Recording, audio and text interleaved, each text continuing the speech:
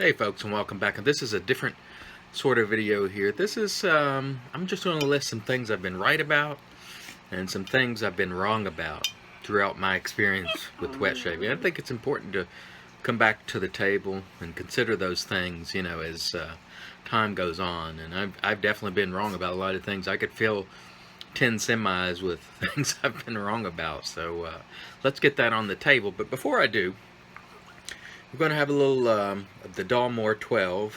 And if you're drinking the Dalmore, you need a Copita glass. It's made famous by, I think his name is Richard Patterson. I think he's the master blender at the Dalmore. So if you don't mind, I'm going to pour myself a healthy dram of the Dalmore, and let's see what we get here.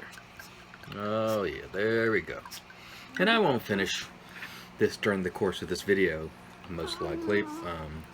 I like to enjoy, a good scotch and not rush it, and the Dalmore is no exception. It's good stuff. All right, let's go ahead and have a little. Boy, it really does make you feel good when you just get a good nose of a good scotch.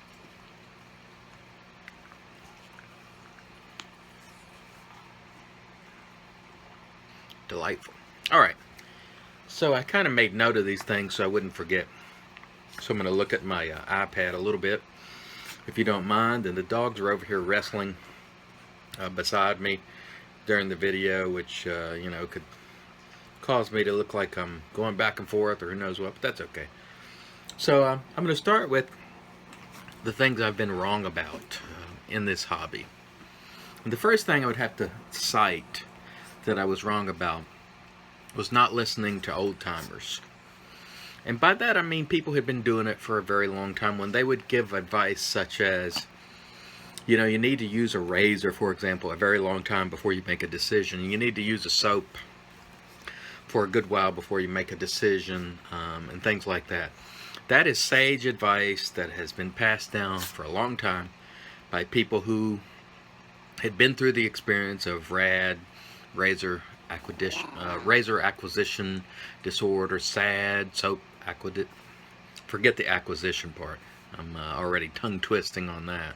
Only one, swig of the Dalmore. That's not good. But anyway, all the disorders that you get when you first start this hobby, where you want to buy everything. And I would buy a razor and use it, 5 or 10 times. I just don't like it, and move it on. And in particular, the biggest thing that I think I was wrong about was vintage razors. And I had bought a number of vintage razors 2 times. The first time I bought them, I tried them. I didn't like the Gillette head. It just didn't feel right to me because I was using razors that are quite a bit more efficient. You could feel more blade, and I just couldn't take to the Gillette head. So I got rid of them all.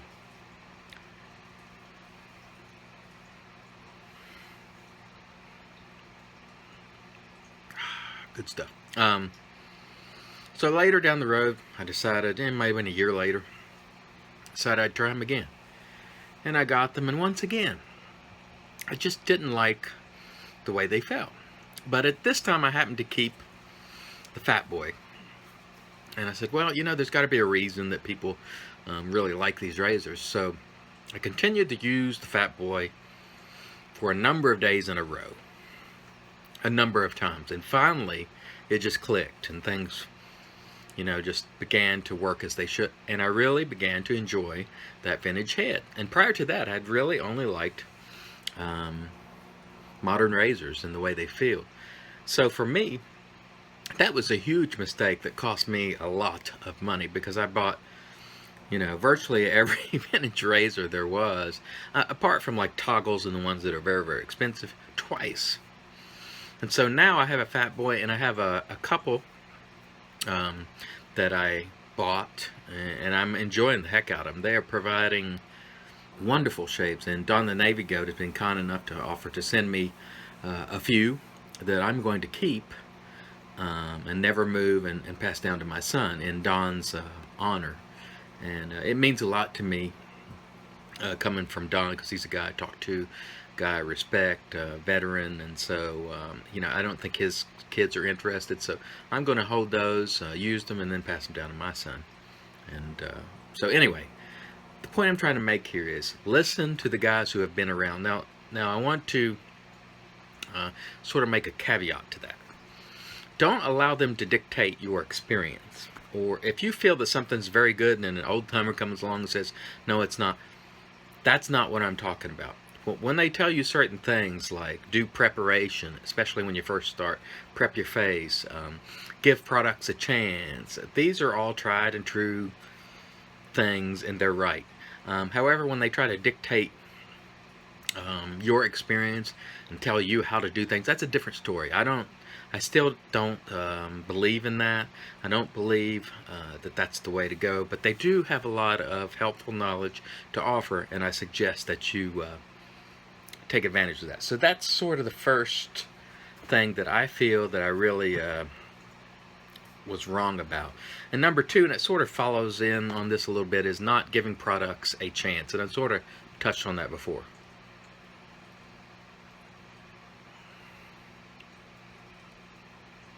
You're actually supposed to nose, before every drink, but, I'm doing a video here, so I can't afford to be nosing 3 times before every drink.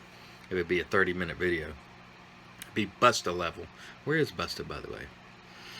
Anyway, not giving products a chance. Vintage razors that I just hit on was a good example of that. There are razors, many, that I've bought twice, and the second time around I figured out that I really liked them. So if you get a product and you don't like it at first, give it time. Tabac is a good example of a soap that I did not like at all when I first started with it. I thought it smelled horrible, but I took to it. And there's other soaps that I've really taken to that I didn't like at first, but early on I would just get rid of everything, just quickly and without giving them a chance, and I wasted a lot of money. Don't do that. Don't waste your money. Give your products a chance. Now I do understand if it's a soap and you just can't deal with the scent, or it burns your face, or a razor is just far too aggressive to the point it's not going to work for you. I understand that, but if it just doesn't feel right, give it some time to click, and perhaps it will.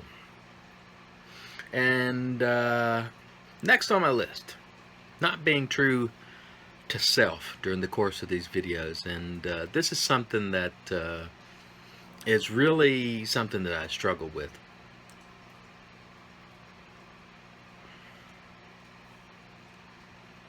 Early on in particular, because I would make a video and then people would not be happy about it, like the ones Don't Be That Guy, where I'm telling people don't be an ass.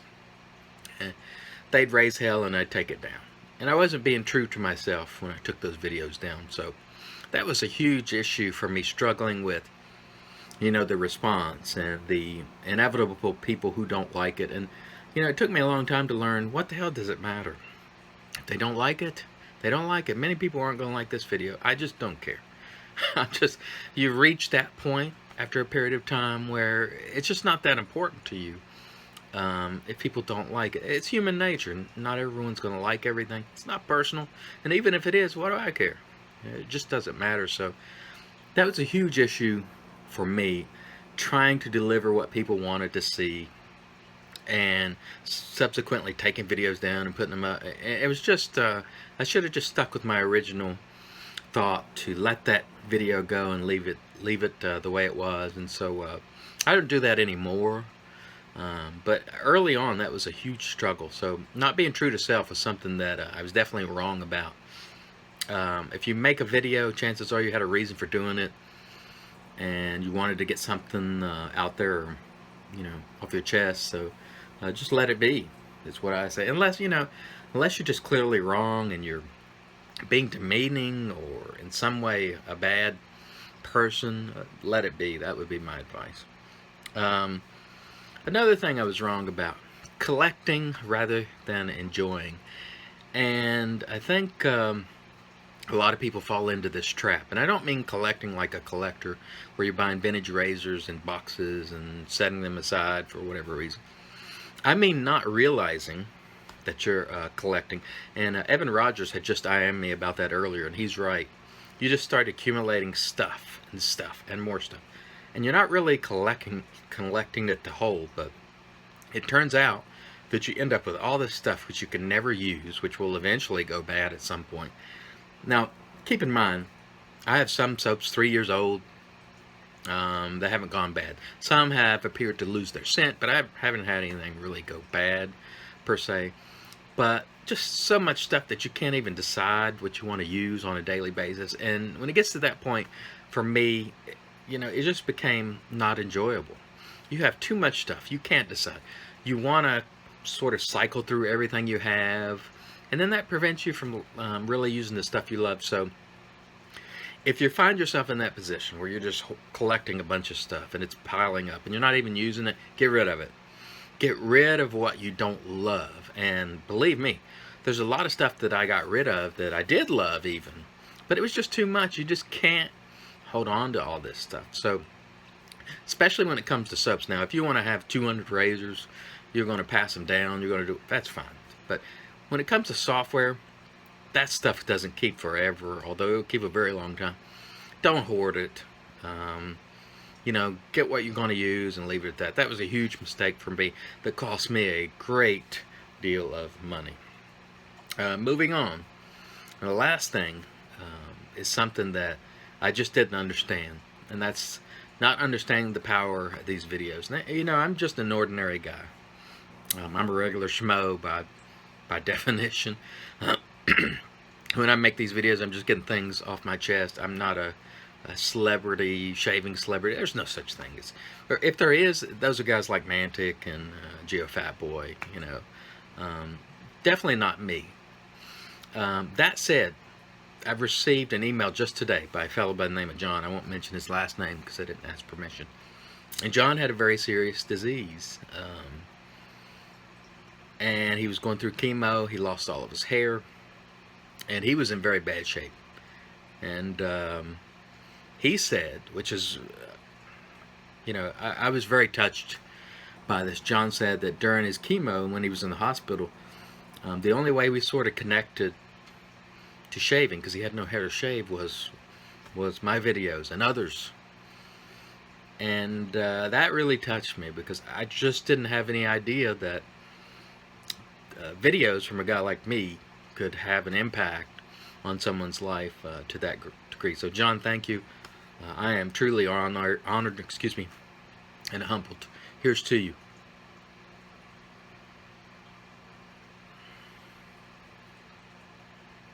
Just truly touching. So I understand when you're making these videos, they do have an impact, sometimes positively, sometimes negative. John has made a recovery, by the way, so I'm super happy to hear about that, and I hope to speak to John. Maybe I'll talk to him on the phone or meet him someday. I found out that John was actually at the Chicago meetup, he said in his email, but he didn't want to approach us because it was just overwhelming. He was still having treatment, and he wanted to meet me and others, and he got to meet some people, but he just couldn't approach me because there was too much going on, and I'm sad about that, but I fully understand. He wanted to be comfortable. He didn't want to be overwhelmed. So John, thank you very much for that email. That was a touching email. I have received some like that, but yours is one of the more touching that I've ever received. So thank you. And getting back to my point, these videos do have an impact, so keep that in mind. I was wrong about not understanding the impact of these videos. All right, let's get to some things that I've been right about. And I don't like to toot my own horn, but I will at times.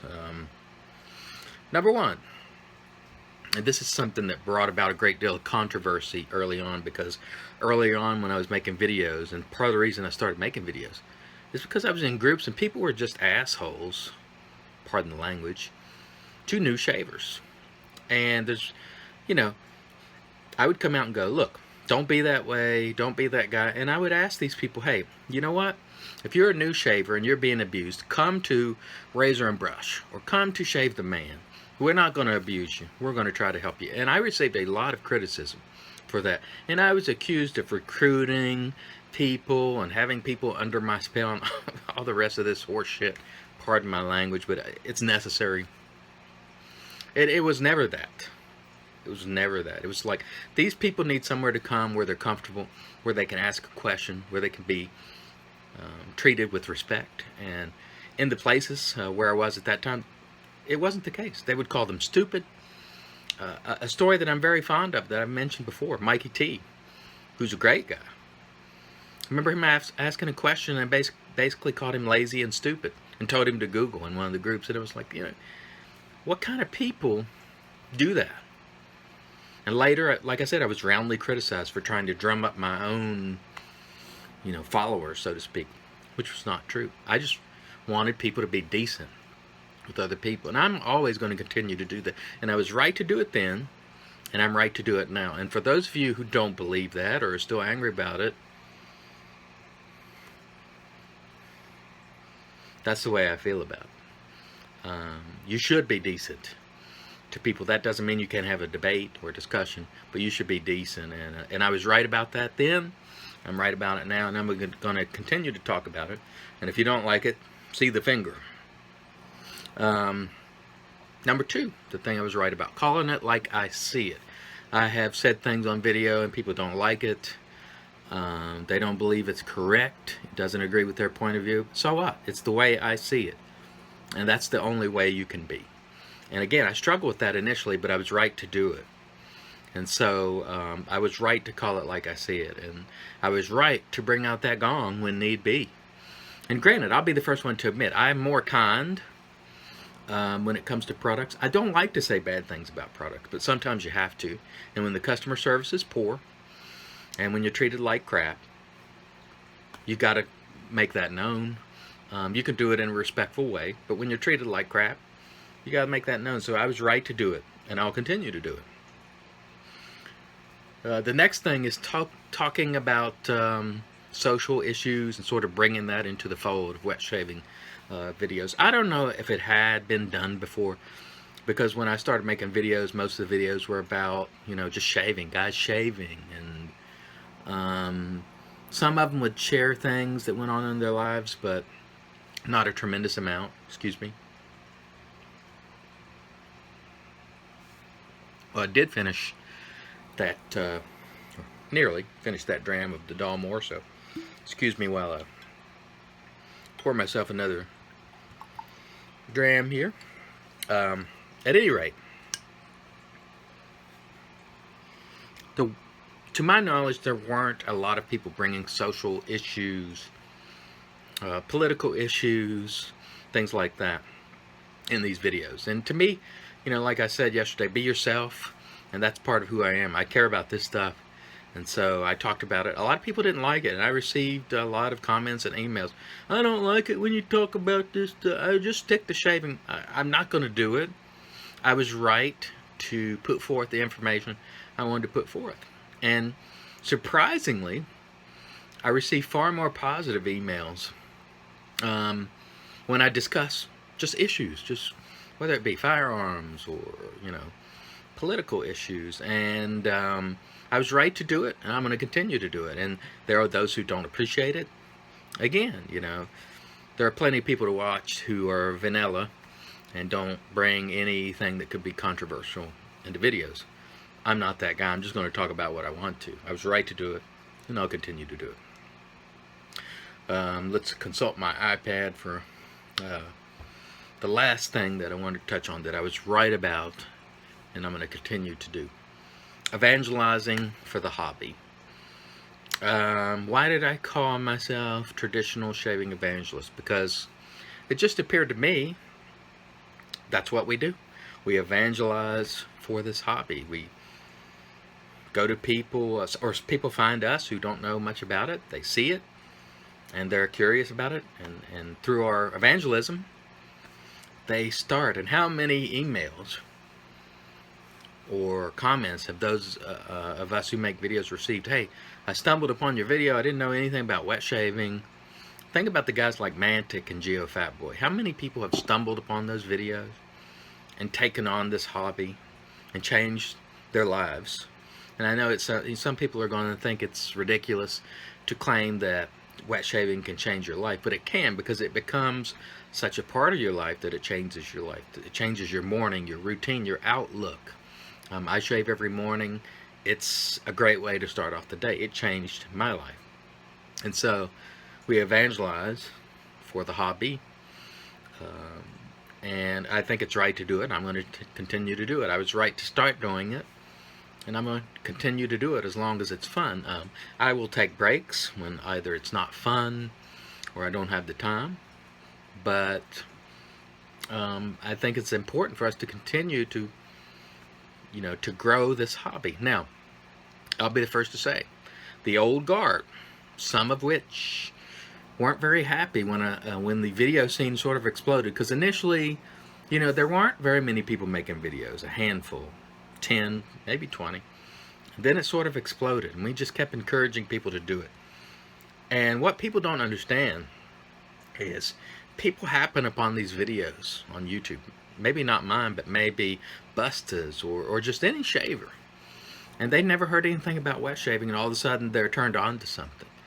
And prior, when there was only a couple of guys doing it, they may have never stumbled upon those videos, just because they wouldn't have seen them. But now, with so many people evangelizing, it's not quite as old boys club as it used to be, and that's a disappointment to some, because not everybody wants this hobby to grow. For what reason, I don't understand, but some would rather it remain an exclusive club where they buy very expensive gear and they're sort of hoity-toity and turn their nose up, and that's not my thing. I think everybody should experience this and sort of go back to the traditional way of doing things. And when I say traditional, I don't mean you have to use a Badger brush and an old vintage razor. You can use new products, but shave in the traditional way with making lather and using the single blade, and it's just enjoyable. And so I was right to evangelize, and I'm going to continue to do so. As long as you guys keep watching, and as long as I'm having fun, I'm going to continue to do it. I want to thank everybody once again for this 20 minutes, 22 minutes I think it says, that you cannot get back. It's like I said, once time is lost, it can never be recouped. So what's more important than someone's time? Nothing. It's just something that's irreplaceable. So when you watch these videos and you spend this time with me, I truly appreciate it, and I want to thank you for doing so. And I want to say God bless, and I wish you good health and happiness.